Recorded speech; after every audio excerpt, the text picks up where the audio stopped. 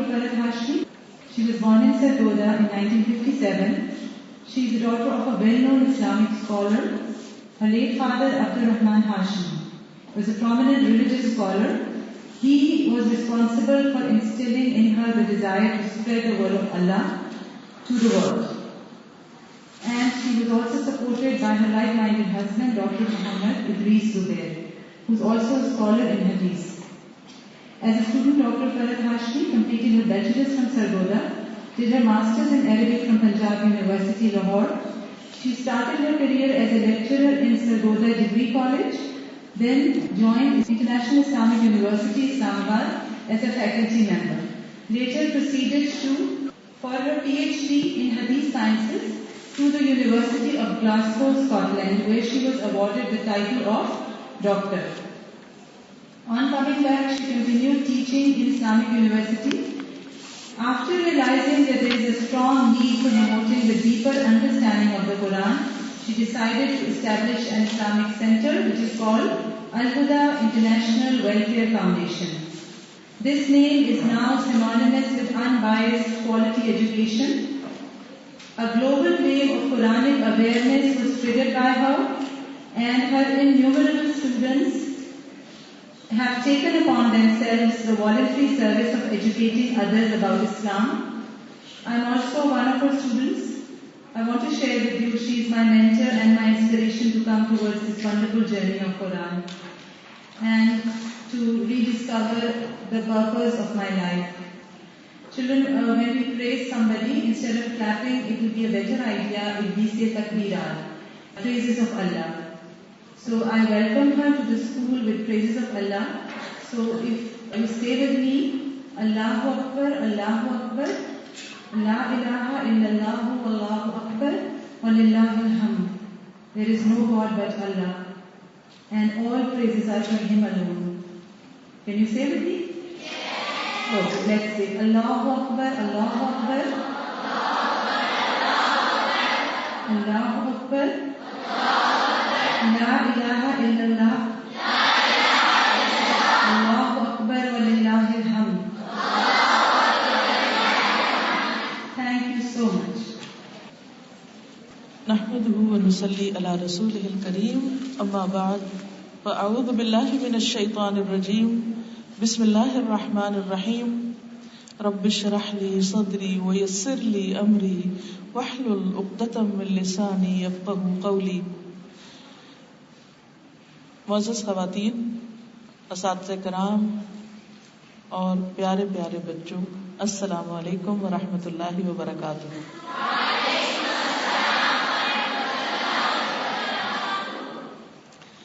آج مجھے یہاں آ کر بہت خوشی ہو رہی ہے کہ میں 1 سال کے بعد تقریباً آ رہی ہوں اور مجھے اتنی ساری چینجز یہاں نظر آ رہی ہیں اور اتنی اچھی فیلنگ آ رہی ہے. اللہ تعالیٰ آپ سب کو بہت ترقی دے اور جو لوگ بھی اس کے لیے محنت کر رہے ہیں اللہ تعالیٰ ان کو بہترین جزا دے، آمین. اور حقیقت میں آپ سب کو دیکھ کے تو خوشی ہو رہی ہے، مگر یہ ماشاءاللہ ماشاءاللہ اتنا ٹیلنٹ، اتنا پوٹینشیل، اتنی زبردست اسپیچز، اتنا زبردست کانٹینٹ، اتنے بہترین طریقے سے پریزنٹیشن. اللہ تعالیٰ ان بچوں کو واقعی علم کی دنیا میں اور عملی دنیا میں یا علم کے آسمان پر بہترین ستاروں کی طرح جگمگانے کی توفیق دے اور ان کو موقع عطا کرے زندگی میں کہ واقعی یہ ملک کی، قوم کی اور امت مسلمہ کی بہترین خدمت کر سکیں، اور دنیا اور آخرت میں ان کے اساتذہ کے لیے اور اپنے والدین کے لیے بہترین صدقہ جاریہ کے علاوہ بہترین ان کی آنکھوں کی ٹھنڈک کا باعث بنے. آج آپ سب لوگ رسول اللہ صلی اللہ علیہ وسلم کی زندگی، آپ کی سیرت کے بارے میں کچھ باتیں کر رہے ہیں. اسی مناسبت سے میں آپ سے چند ایک باتیں کروں گی. اللہ سبحانہ و تعالیٰ نے ہم سب کو اس دنیا میں بھیجا اپنی عبادت کے لیے، اپنی پہچان کے لیے. پھر اس عبادت کے طریقے بھی ہمیں بتائے، لیکن وہ صرف کسی لیکچر کی صورت میں نہیں بتائے، صرف زبانی کسی ٹاک کی شکل میں نہیں بتائے. یہ صرف ایک بک نہیں بھیج دی، بلکہ اس کے ساتھ ساتھ معلم بھی بھیجا، جس نے صرف زبانی تقریریں نہیں آ کر کی بلکہ ہر کام کر کے دکھایا. بہترین نمونہ بنے. اور تمام چیزیں لوگوں کو اس طریقے سے ایکسپلین کی. ان کے لیے اتنے بہترین رول ماڈل تھے کہ لوگوں کے لیے ان باتوں پر عمل کرنا بہت آسان ہو گیا. اس لیے آج ہم دیکھتے ہیں کہ آپ نے ماشاءاللہ بہت ساری اور باتیں سنی. میں صرف ایک نقطے کے اوپر بات کروں گی, اور وہ یہ کہ اللہ تعالیٰ نے جس عبادت کے لیے انسانوں کو پیدا کیا, نبی صلی اللہ علیہ وسلم نے آ کر اس عبادت کی کیسی اگزامپلز ہمارے سامنے چھوڑی, ان کی عبادت کیسی تھی. ہم سب جانتے ہیں کہ عبادات میں سب سے پہلے نمبر پر نماز آتی, اور ہم سب کا حساب بھی پہلا نمازی کا ہوگا. پہلا سوال جو ہم سے کیا جائے گا وہ نمازوں کے بارے میں ہوگا. تو رسول اللہ صلی اللہ علیہ وسلم اپنی نمازوں میں ہمارے لیے کس طرح ایک مثال ہے. اس کی تفصیل تو آپ نمازوں کی کتابوں میں, سیرت کی کتابوں میں دیکھ سکتے ہیں, لیکن حقیقت یہ ہے کہ آپ صلی اللہ علیہ وسلم صرف 5 نمازیں نہیں پڑھتے تھے جو ہم پر فرض کی گئی ہیں, بلکہ اس کے علاوہ آپ پر ایک چھٹی نماز بھی فرض تھی. وہ کون سی نماز تھی؟ شاباش, ماشاءاللہ, ویری گڈ. آپ سب کو پتا ہے. اور آپ کو یہ بھی معلوم ہوگا کہ تہجد میں آپ کتنا لمبا قیام کرتے تھے. ہم تو نماز پڑھتے ہیں نا تو بس کھڑے ہو کے جلدی سے رکوع, پھر کھڑے ہو کے پھر سجدہ, جلدی جلدی بس ختم ہو جائے. لیکن نبی صلی اللہ علیہ وسلم کی نماز کیسی ہوتی تھی؟ آپ کیا کیا کرتے تھے؟ آپ لمبا قیام کرتے تھے. ایک دفعہ ایک صحابی آپ کے ساتھ نماز پڑھ رہے تھے تو آپ نے سورۃ البقرہ شروع کر دی. جب وہ ختم ہونے لگی تو انہوں نے کہا چلیں اب تو رکوع کریں گے. آپ نے سورۃ آل عمران شروع کر دی ایک ہی رکعت میں. جب وہ ختم ہوئی تو انہوں نے سوچا اب تو آپ رکوع کریں گے. آپ نے سورۃ النساء شروع کر دی. اتنا لمبا قیام, اتنا لمبا قیام. کیا ہم میں سے کبھی کسی نے ایک دفعہ زندگی میں کھڑے ہو کر سورۃ البقرہ, آل عمران اور النساء ایٹ اے اسٹریچ پڑھی؟ کبھی بھی نہیں. اس سے آپ اندازہ لگائیں کہ ان کا مقام کہاں ہے اور ہم کہاں ہیں. ہم جب نبی صلی اللہ علیہ وسلم کی تعریف کرتے ہیں, اور جب اللہ سبحانہ و تعالیٰ آپ کی تعریف فرماتے ہیں, اور جب اللہ تعالیٰ فرشتے آپ پر درود بھیجتے ہیں اور ہم آپ پر درود بھیجتے ہیں, تو اس کا مطلب کیا ہے؟ کیونکہ جب کوئی محنت کرتا ہے, کسی بھی چیز میں کوشش کرتا ہے اور مسلسل کرتا رہتا ہے تو اس کے درجات بلند ہوتے ہیں. اللہ کے رسول صلی اللہ علیہ وسلم نے والنٹری پریئر میں, نفل نماز میں اتنا طویل قیام کیا. جب آپ کے پاؤں سوج جاتے تھے تو صحابہ کرام کو آپ پر رحم آتا تھا کہ آپ اتنی تکلیف اٹھاتے ہیں. تو وہ آپ سے کہتے ہیں کہ اے اللہ کے رسول صلی اللہ علیہ وسلم, اللہ تعالیٰ نے آپ کے اگلے پچھلے سارے گناہ معاف کر دیے ہیں, آپ کیوں اپنے آپ کو اتنی مشقت میں ڈالتے ہیں, اتنا لمبا کیوں کھڑے ہوتے ہیں؟ تو آپ نے فرمایا کہ افلا اکون عبدا شکورا, کیا میں اللہ کا شکر گزار بندہ نہ بنوں؟ یہ نماز شکر گزاری کی نماز ہے. اور یہ ایک حقیقت ہے, جس بندے کو اللہ سے محبت ہوتی ہے, اللہ کے آگے کھڑے ہونے میں اس کو تھکاوٹ نہیں ہوتی, اسے مشکل نہیں ہوتی, وہ لمبے سے لمبا قیام کر لیتا ہے.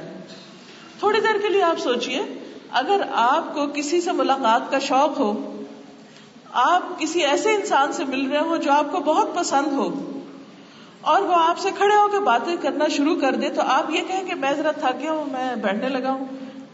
نہیں, آپ کہیں گے کہ نہیں, شکر ہے مجھے موقع ملا ہوا ہے, تھکنے کی کیا بات ہے, جتنی دیر چاہے مجھے کھڑا رکھے. وہ محبت میں اور شوق میں کھڑا ہوگا. تو اگر ہمیں اللہ تعالیٰ سے محبت ہے, جیسے کہ نبی صلی اللہ علیہ وسلم کو اللہ تعالیٰ سے محبت تھی, تو وہ آپ کی ملاقات, یعنی اللہ تعالیٰ کی ملاقات, جیسے نماز جو ملاقات ہے, تو اس ملاقات میں لمبا قیام کرتے, دیر تک کھڑے رہتے. تو اس سے ہمیں کیا سبق ملتا ہے کہ ہمیں اپنی نماز کیسے پڑھنی ہے. ٹھیک ہے, ہم یہ ساری صورتیں تو ہمیں آتی بھی نہیں, ہم کہاں سے پڑھیں گے, لیکن جو بھی صورت ہم پڑھیں, جو بھی نماز ہم پڑھیں, کیسے پڑھیں؟ آرام سے, سکون سے. اور اگر ہمارے پاؤں تھکنے لگے تو اس طرح نہیں کریں, کبھی ایک پاؤں پہ کھڑے ہو گئے, کبھی دوسرے پہ کھڑے ہو گئے, کبھی اس طرح کیا. ایسے فجٹنگ بھی نہیں کرنی اللہ تعالیٰ کے سامنے. بہت ادب سے، بہت محبت سے اور بہت پیار سے کہ اللہ تعالیٰ قیامت کے دن بھی تو میں نے آپ کے سامنے کھڑے ہونا ہے، میں اس کی پریکٹس کر رہا ہوں، دنیا میں آپ کے سامنے کھڑا ہوں. ٹھیک ہے نا؟ تو انشاءاللہ تعالیٰ نبی صلی اللہ علیہ وسلم کی جو بھی عبادت ہے وہ ہمارے لیے ایک بہترین مثال ہے. اسی طرح آپ دیکھیے کہ نماز کے علاوہ جو آپ کے روزے ہوتے تھے، آپ صرف رمضان کے روزے رکھتے تھے یا کوئی اور بھی رکھتے تھے؟ مثلاً شعبان کے روزے رکھتے تھے. اسی طرح حضرت عائشہ کہتی ہیں کہ جب آپ روزے رکھنے شروع کرتے یعنی رمضان کے علاوہ تو آپ روزے رکھتے چلے جاتے اور ہم سمجھتے کہ اب آپ چھوڑیں گے نہیں، یعنی رکھتے ہی جائیں گے. اور اسی طرح بعض اوقات نہیں رکھتے تھے تو کافی دن تک نہیں بھی رکھتے تھے. آپ صلی اللہ علیہ وسلم جب صبح ہوتی اور اپنے گھر والوں سے پوچھتے کیا کچھ کھانے کو ہے، اگر وہ کہتے کہ کچھ نہیں ہے تو آپ یہ نہیں ناراض ہوتے اور کہتے کہ کیوں نہیں ہے کھانے کو، اور لڑائی شروع کر دیتے یا کچھ بھی نہیں. آپ خوشی سے کہتے اچھا پھر میں روزہ رکھ لیتا ہوں. کیا ہم میں سے کبھی کسی نے ایسے کیا کہ صبح آپ اٹھیں، آپ کو بھوک لگی ہوتی ہے نا، صبح اٹھ کر آپ کو بھوک لگی ہو اور آپ امی سے کہیں امی کھانا ہے، اور امی کہیں نہیں آج تو میں نے نہیں بنایا، تو آپ یہ کہیں گے اچھا میں آج روزہ رکھ لیتی ہوں؟ نہیں، ہم تو رونے لگ جائیں گے کہ کیوں نہیں کھانا بنا، اور ہم موڈ آف کر لیتے ہیں. اور بعض اوقات ہم دروازہ بینک کر کے ایسے ہی چلے جاتے ہیں اسکول، اور پھر سارا دن ناراض رہتے ہیں، واپس جاتے ہیں پھر بھی نہیں بولتے، پھر جا کے چپ کر کے کمبل میں لیٹ جاتے ہیں کہ آج امی نے کھانا نہیں دیا، یا آج ہمیں لنچ نہیں دیا، یا لنچ کے لیے پیسے نہیں دیے. لیکن اللہ کے رسول صلی اللہ علیہ وسلم کو جب کھانا نہیں ملتا تھا تو وہ کبھی بھی کوئی ناراضگی کا اظہار نہیں کرتے تھے. بعض اوقات 2 مہینے آپ کے گھر میں کھانا نہیں پکتا تھا، آپ پھر کیا کھاتے تھے؟ پانی اور کھجور، اور صبر کر لیتے تھے. اتنی مشقت، اتنی ہارڈ شپ، اس کے بعد نو کمپلینٹس، کوئی شکوہ نہیں، کوئی ناراضگی نہیں، نہ اللہ تعالیٰ سے شکوہ ہے نہ بندوں سے شکوہ ہے. یہ تھے ہمارے رسول صلی اللہ علیہ وسلم کی اخلاق. پھر آتا ہے صدقہ، قربانی، عبادت کی ایک بہترین قسم. قرآن پاک میں اللہ تعالیٰ فرماتے ہیں وَمِمَّا رَزَقْنَاهُمْ يُنْفِقُونَ، کہ اس میں سے جو ہم نے ان کو رزق دیا وہ خرچ کرتے ہیں. اب آپ دیکھیے کہ نبی صلی اللہ علیہ وسلم کا صدقہ کیسا ہوتا تھا. غزوہ حنین کے بعد آپ کے پاس بہت سا مال غنیمت آیا، یعنی ایک میدان بھرا ہوا تھا جانوروں سے، گائے بکری وغیرہ سے. اتنے میں ایک شخص آیا، اس نے آ کر دیکھا کہ اتنا کچھ ہے محمد صلی اللہ علیہ وسلم کے پاس، تو وہ ایک نظر ان چیزوں کو دیکھنے لگا. تو آپ نے فرمایا کہ تمہیں یہ چاہیے، چلو یہ سب تم لے جاؤ. وہ حیران ہو گیا، حالانکہ وہ پہلے مسلمان نہیں تھا.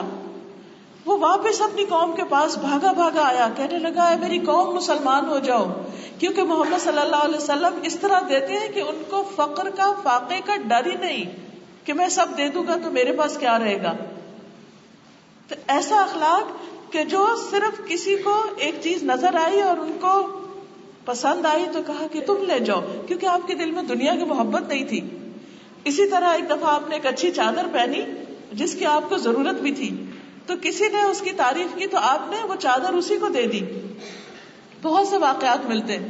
آپ کو معلوم ہے کہ حج کے موقع پر آپ نے کتنی قربانیاں کی تھی؟ کون بتائے گا کتنی قربانیاں کی تھی؟ ہم عید الاضحیٰ میں کتنی قربانیاں کرتے ہیں؟ ایک بکرا، اور بعض اوقات کہتے ہیں نہیں ہم پر زکوٰۃ نہیں آتی اس لیے ہم بکرا بھی نہیں کر رہے، اور بہت سی حجت کرتے ہیں کسی طرح یہ ٹل ہی جائے. کوئی بتائے گا کہ نبی صلی اللہ علیہ وسلم نے حج کے موقع پر کتنے اونٹ ذبح کیے تھے؟ 100 اونٹ ذبح کیے تھے. آپ کو پتا ہے ایک اونٹ کتنا مہنگا ہوتا ہے؟ کوئی مجھے قیمت بتائے گا آج کل اونٹ کی کیا؟ بہت مہنگا ہے نا، تھاؤزینڈز.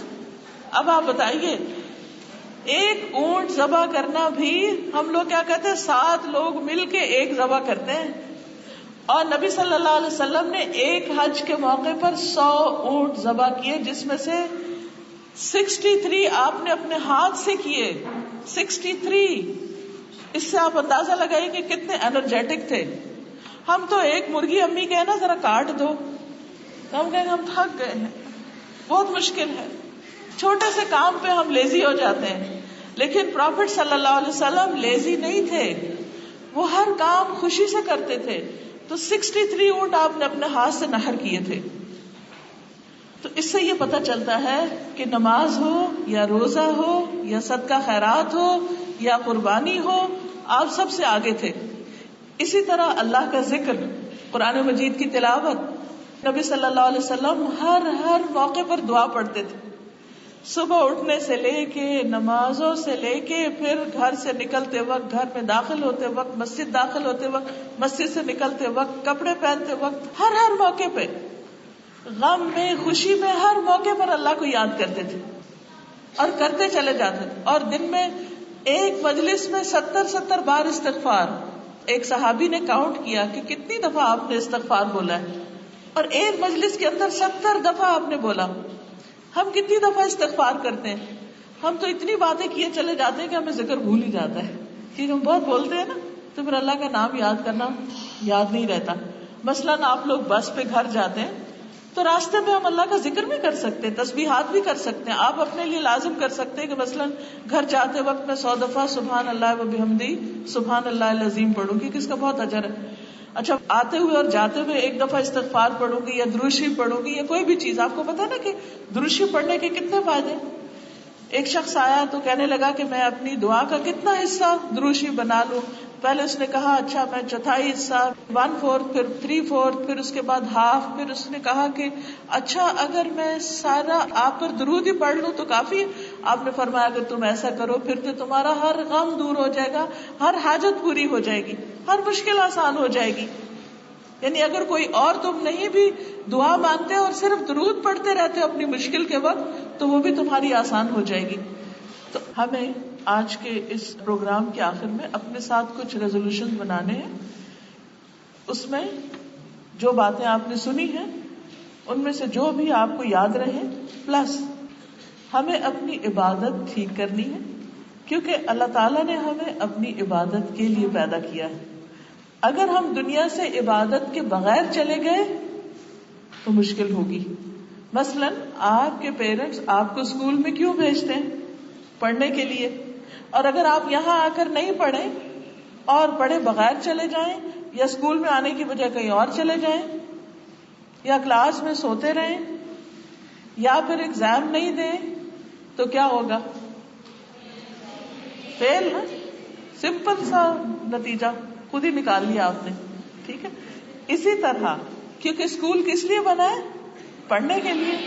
اسکول آتے ہیں پڑھنے کے لیے, اور اس میں آپ دیکھیے کہ کچھ اسٹوڈینٹس تو بہت اچھی طرح پڑھتے ہیں, پھر وہ ٹاپ کرتے ہیں, اور جو زیادہ اچھا پڑھتے ہیں ان کے لیے کیا ہوتا ہے؟ وہ فرسٹ آتے ہیں, اور جب فرسٹ آتے جاتے ہیں پھر جب وہ اسکول پاس کر لیتے ہیں تو اچھی جابز ان کو ملتی ہیں, اچھے کام زندگی میں کرتے ہیں.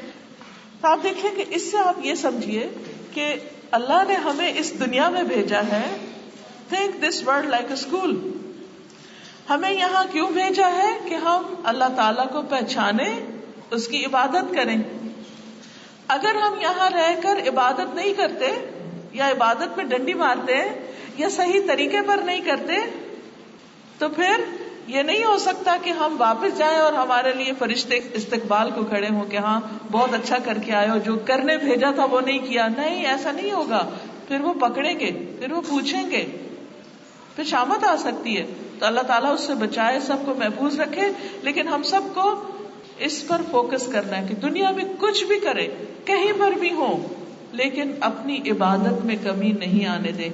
اپنی نمازوں کو ریگولیٹ کرنا ہے, 5 نمازیں پڑھنی ہے. اگر صبح کے وقت آنکھ نہیں کھلتی تو امی سے کہنا ہے کہ مجھے اٹھائیں. اگر امی بھی نہیں اٹھتی تو آپ نے خود الارم لگا لینا ہے. ٹھیک ہے نا. کیونکہ نبی صلی اللہ علیہ وسلم سے محبت کا مطلب یہ ہے کہ ہم آپ کے طریقے پر چلیں. دوسری بات یہ ہے کہ رمضان کے روزے تو ہم رکھتے ہی ہیں, لیکن نبی صلی اللہ علیہ وسلم ہر مہینے میں 3 روزے ایام 20 کے بھی رکھتے تھے. تو جو شخص ہر مہینے میں 3 روزے رکھتا ہے, اللہ تعالیٰ اس کے دل کے اندر کا حسد, کینہ, بغض اور بہت سی چیزیں نکال دیتا ہے, اس کے دل کو پرسکون کر دیتا ہے. اس کے علاوہ ہم نے اپنے ہاتھوں سے کچھ نہ کچھ چیریٹی کا کام ضرور کرنا ہے. خود صدقہ دینا ہے, یہ نہیں کہ صرف امی نے دے دیا تو کافی ہے. اب آپ نے اپنے اپنے ویز سوچنے کہ آپ کس طرح صدقہ کریں گے. اچھا ہے اگر آپ اپنے ہاتھ سے کوئی چیز بنائیں. میں ابھی نیچے آپ لوگوں کے پروجیکٹس دیکھ کے آئی ہوں, ماشاءاللہ اتنے اچھے کام آپ لوگوں نے کیے ہوئے ہیں. تو اگر اسی طرح آپ چھوٹی چھوٹی کوئی چیزیں, مثلاً بیڈس کے کچھ چیزیں بنا سکتے ہیں, کوئی اور کرافٹ کر سکتے ہیں, کوئی پینٹنگ بنا سکتے ہیں, اور پھر ان کو آپ سیل کر سکتے ہیں, اور اس میں سے جو پیسے نکلے اس کو آپ چیریٹی میں دے سکتے ہیں. یعنی اگر اپنے ہاتھ سے کوئی کام کرتا ہے, ایک صحابیہ تھی حضرت عبداللہ بن مسعود کی وائف, وہ اپنے ہاتھ سے کام کرتی تھی اور اس کو بیچتی تھی اور اس سے پیسے کما کے پھر وہ صدقہ کیا کرتی تھی. تو انہوں نے ایک دفعہ کہا کہ میں اب اپنے گھر والوں کو نہیں دوں گی, باہر صدقہ کروں گی. تو ان کے شوہر تھوڑے پریشان ہوئے, انہوں نے کہا پہلے اللہ کے رسول صلی اللہ علیہ وسلم سے پوچھو پھر یہ ڈیسیژن لینا. تو وہ خود گئی نبی صلی اللہ علیہ وسلم سے پوچھنے کے لیے اور کہنے لگی کہ میرے شوہر کچھ کماتے نہیں ہیں تو مجھے ہی کام کرنا ہوتا ہے, تو اگر میں اپنے ہاتھ سے کچھ کام کر کے ان کو دوں تو کوئی مجھے ثواب ملے گا؟ تو آپ نے فرمایا دگنا ثواب ملے گا. یعنی کہ رشتہ داروں کو, میاں کو, بچوں کو دینے کا ثواب اور دوسرے صدقے کا ثواب. تو اس لیے اگر ہم اپنے گھر والوں کے ساتھ مل کے کوئی کام کرتے ہیں یا کام کر کے کچھ پیسے کماتے ہیں, اور اگر ہمارے گھر والے نیڈی ہیں یا ان پہ کوئی قرضہ ہے یا وہ ضرورت مند ہے اور ہم ان کی ہیلپ کرتے ہیں تو اس سے اجر و ثواب اور زیادہ بڑھ جائے گا. تو اس لیے انشاءاللہ تعالی آپ عبادات بھی کریں گے اور صدقہ خیرات بھی کریں گے. تیسری چیز یہ ہے کہ ذکر, اللہ کا ذکر. آج میں آپ کو ایک دعا بس سکھا دیتی ہوں, انشاءاللہ اگر آپ ہر روز صبح وہ پڑھیں گے تو آپ کو زبردست اجر ملے گا. اور وہ دعا اس کتاب وَإِيَّاكَ نَسْتَعِينُ میں موجود ہے. اس میں حضرت جویریہ آپ صلی اللہ علیہ وسلم کی وائف تھی, وہ کہتی ہے کہ جب نبی صلی اللہ علیہ وسلم فجر کی نماز کے بعد صبح سویرے ان کے پاس سے نکلے تو وہ اپنی نماز کی جگہ بیٹھی ہوئی تھی, مصلی پہ بیٹھی تھی. جب چاشت کے وقت آپ واپس آئے دیکھا ادھر ہی بیٹھی ہیں, ذکر کر رہی ہیں, پڑھ رہی ہیں کچھ. آپ نے فرمایا تم اسی حال میں ہو, یعنی جب سے میں گیا ہوں؟ تو انہوں نے کہا جی ہاں. آپ نے فرمایا میں نے تمہارے بعد 4 کلمات 3 بار کہے ہیں, اگر وہ ان کلمات کے ساتھ تولے جائیں, ان کو وے کیا جائے, تو آج جو کچھ تم نے اب تک کہا ہے اس پر میرے کلمات بھاری ہوں گے. تو میں تمہیں وہ کلمات بتاتا ہوں. وہ کیا ہے؟ سبحان اللہ وبحمدہ عدد خلقہ ورضا نفسہ وزنۃ عرشہ ومداد کلماتہ. چھوٹی سی دعا ہے, اپنی اپنی آپ کاپی میں ڈائری میں لکھ سکتے ہیں. اب ظاہر ہے صبح آپ نے اسکول آنا ہوتا ہے, آپ مصلی پہ تو لمبی دیر بیٹھ ہی نہیں سکتے, آپ کو تیاری کرنی ہوتی ہے, ناشتہ کرنا ہوتا ہے, پھر گھر سے نکلنا ہوتا ہے. تو آپ بس میں بیٹھتے ہی یا صبح فجر کی نماز کے بعد ان کلمات کو پڑھنا نہ بھولیے. اگر آپ کے پاس بک ہے تو ٹھیک, اگر نہیں تو ایک پوسٹر پہ اگر لکھ کے لگا دیں تو یہ بچے یاد کر لیں اور ہر روز صبح آپ پڑھنا شروع کریں. انشاءاللہ آپ دیکھیں گے کہ اللہ تعالیٰ کے اس ذکر سے آپ کے اندر ایک بہت خوشی اور ایک سکون اور ایک پروٹیکشن کا احساس ہوگا. تو یہ نبی صلی اللہ علیہ وسلم کی سنت تھی. آپ سب پڑھیں گے میرے پیچھے, سبحان اللہ وبحمدہ عدد خلقہ ورضا نفسہ وزنۃ عرشہ ومداد کلماتہ. شاباش. اس کا ترجمہ ہے پاک ہے اللہ اور اسی کی تعریف ہے اس کی مخلوق کی تعداد کے برابر. سینڈز کے جو ذرے ہوتے ہیں, can you count that? Who can count? شاباش. اللہ سبحانہ و تعالیٰ کاؤنٹس, ہی کین. جب ہم کہتے ہیں اللہ کی تعریف اتنی جتنی اس کی کریشن کی تعداد ہے, can you count the stars? ہم بچپن میں بہت ہی کھیلتے تھے. اچھا میں گننا شروع کرتی ہوں, ہماری بہن کہتی ہے اچھا میں بھی گن رہی ہوں. گنتے گنتے ہماری آنکھیں تھک جاتی تھی, وہ پورے نہیں ہوتے تھے. اس وقت اسٹار زیادہ نظر آتے تھے, اب کم ہے, شاید آسان ہو جائے. کیا آپ درخت گن سکتے ہیں؟ no. کیا ہم انسانوں کو پوری طرح 100% گن سکتے ہیں؟ اللہ تعالیٰ گن سکتے ہیں. آپ دیکھیے کتنے عظیم کلمات ہیں. سبحان اللہ وبحمدہ عدد خلقہ, عدد ہوتا ہے کاؤنٹنگ, خلقہ جتنی اس کی مخلوق ہے. ہمیں پتہ فرشتے کتنے ہیں؟ No, we don't know. لیکن جب ہم کہتے ہیں اتنی دفعہ اللہ کی تعریف جتنے ریت کے ذرے ہیں، جتنے درخت ہیں، جتنے پہاڑ ہیں، جتنے انسان ہیں، جتنے فرشتے ہیں، اور جتنے اللہ کے لشکر ہیں، ہمیں تو پتہ بھی نہیں کہ کتنے ہیں، ان سب کے برابر ہم اللہ کی تعریف کرتے ہیں. تو یہ چھوٹی بات نہیں ہے، بہت بڑی گنتی گن لیتے ہیں آپ. ایک ہوتا ہے نا، ہم ایک تسبیح لے کے بیٹھتے ہیں، اگر 1000 دانہ بھی ہے اس میں، 1000 دانہ، اور آپ کہتے ہیں سبحان اللہ سبحان اللہ سبحان اللہ سبحان اللہ، تو وہ 1000 دفعہ ہوگا. لیکن جب ہم کہتے ہیں سبحان اللہ وبحمدہ عدد خلقہ، تو وہ تو پھر اتنا زیادہ بڑا ہو جاتا ہے کہ ہم خود بھی شمار نہیں کر سکتے. تو اللہ کے ہاں لکھا جاتا ہے. دوسرا ورضا نفسی، اس کی نفس کی رضا کے مطابق. اللہ کی رضا، اللہ کی رضا، اس سے بڑی کوئی چیز ہے ہی نہیں دنیا میں. فار ایگزامپل، اگر دنیا میں آپ دیکھیے کوئی کنگ کسی سے خوش ہو جائے تو وہ اس کو کیا دیتا ہے؟ بہت بڑا آنر دے سکتا ہے. انسان کتنا خوش ہوگا کہ اس کنٹری کا کنگ جو ہے وہ مجھ سے خوش ہے، وہ اتنا پراؤڈ فیل کرے گا. جس سے اللہ سبحانہ وتعالیٰ خوش ہو جائے، کتنا بڑا انعام اس کو ملے گا. تو پھر ہم اس کی تعریف کرتے ہیں، اتنی بڑی اتنی بڑی اتنی بڑی جتنی اس کی رضا بڑی ہے. وزنۃ عرشہ، اس پوری کائنات میں سب سے بڑی چیز کیا ہے؟ اللہ کا عرش. ٹھیک ہے نا. آپ دیکھیے کہ 7 زمینیں اور آسمان اور یہ سب کچھ جو ہے، یہ اللہ تعالیٰ کی کرسی کے آگے ایسے ہے جیسے ایک بہت بڑے ڈیزرٹ میں ایک چھوٹی سی انگوٹھی. اور کرسی اللہ سبحانہ تعالیٰ کا فٹ سٹول ہے، اور اس کے مقابلے میں عرش اتنا بڑا ہے کہ جیسے پھر اگین وہی ڈیزرٹ اور اس کی مثال. یعنی عرش کا وزن کسی کو معلوم ہی نہیں، اتنا بڑا ہے کہ اس سے بڑی کوئی چیز نہیں اس کی کریشن میں سے. تو ہم کہتے ہیں اللہ تیری اتنی تعریف جتنا تیرا عرش بڑا ہے، تیرے عرش کا وزن، اتنی زیادہ تیری تعریف. سوچئے کتنی بڑی ہوگی وہ. اور پھر وہ مداد کلماتہ، اس کے کلمات کی سیاہی کے برابر. یعنی اللہ کے کلمات اگر لکھنا چاہیں تو کتنی انک چاہیے؟ پتہ ہے آپ کو کتنی انک چاہیے؟ 7 سمندر بھی ختم ہو جائیں تو اللہ کے کلمات ختم نہیں ہوتے. اور اللہ تعالیٰ فرماتے ہیں اگر اتنا اور بھی لیا تو وہ بھی کافی نہیں. آپ کو پتا ہے کہ ایک بوٹل اٹھانا ذرا آسان ہے. اگر میں آپ سے یہ کہوں کہ یہ ساری کٹھی ایک ہاتھ میں اٹھائیں تو واٹر از ہیوی، ہیوی نا. اگر ایک بکٹ اور ہیوی، اور اگر ایک ڈرم اٹھانا پڑے بہت ہیوی. اگر ایک سمندر اٹھانا پڑے امپاسبل.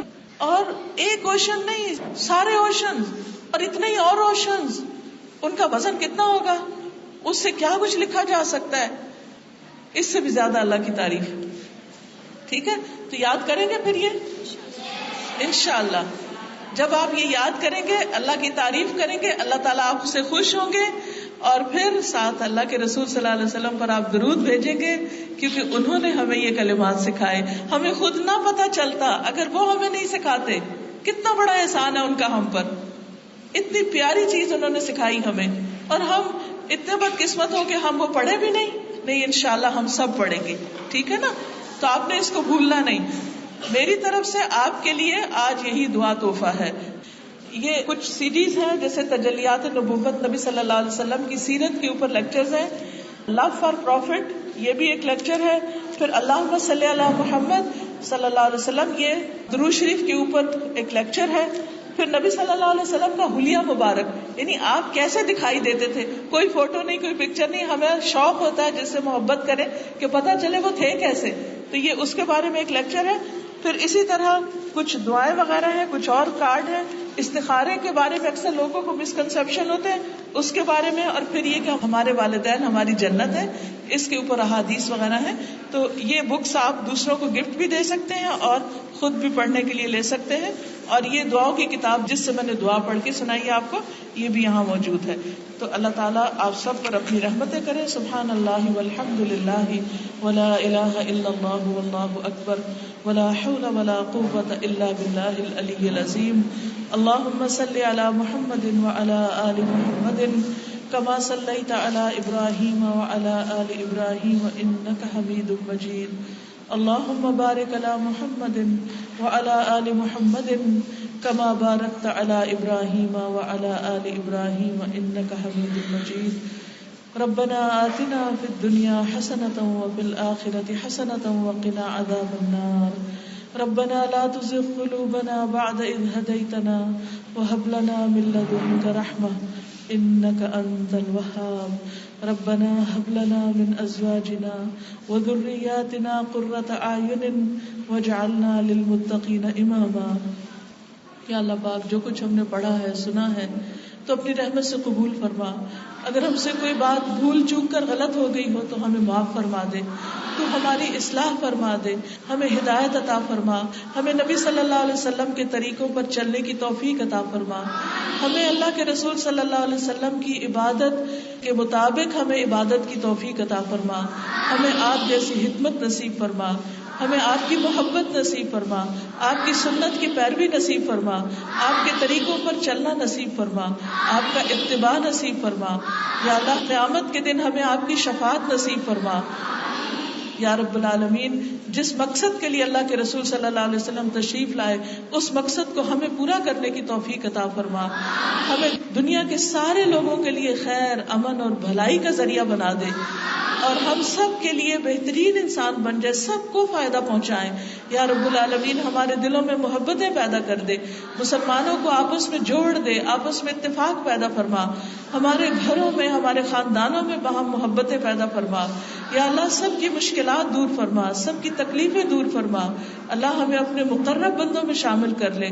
یا رب العالمین تو ہمیں اپنی عافیت میں رکھ. یا اللہ اس اسکول کو دن دگنی رات چوگنی ترقی عطا فرما اور یہاں کا ایک ایک بچہ یا رب العالمین علم کے آسمان پر ستارہ بن کر چمکے اور بہترین بہترین کام کرے.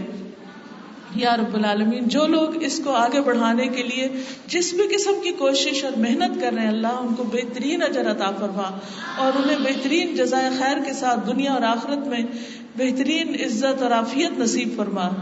یا رب العالمین تو ہم سب کو اپنی رحمتوں سے ڈھانپ لے اور ہماری مشکلات کو آسان کر دے.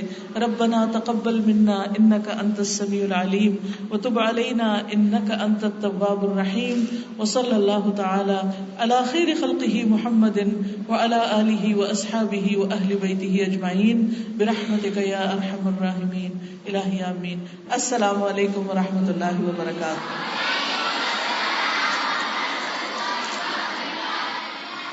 جزاک اللہ خیر.